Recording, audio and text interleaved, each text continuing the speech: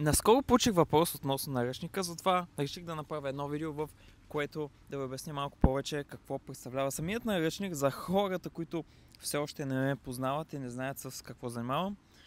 Наръчникът е Glow Up наръчник, как да подобрим външния си вид или като цяло абсолютно всяка една част от нашия живот. Ето, това представлява наръчникът. С него може да подобрите външния си вид, физическото състояние, как се обличате, социалните ви мрежи и още много други точки, които след малко ще ви покажа.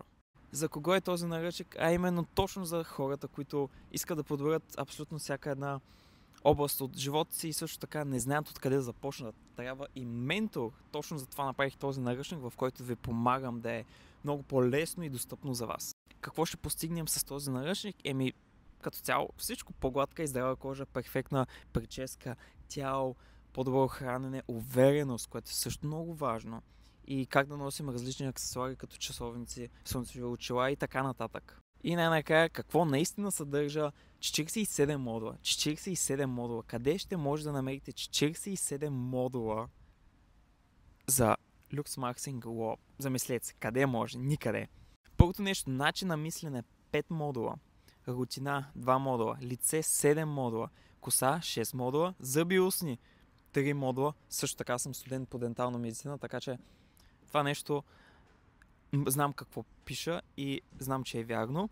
Тренировъчна програма 11 модула. Хора, нямате си на представя колко време съм писал тази програма, за да е наистина правилна и за да има резултати. След това хранене, стил на обличане, стил на обличане и социални мрежи. Ако искате да прочетете абсолютно цялото нещо отново, просто може да цъкнете линка в биото ми и да прочетете абсолютно цялото нещо. Надявам се да ви е харесало това видео. И ако имате някакви въпроси относно наръчника, може да ги зададете тук в коментарите и аз да ги отговоря с видеа, естествено.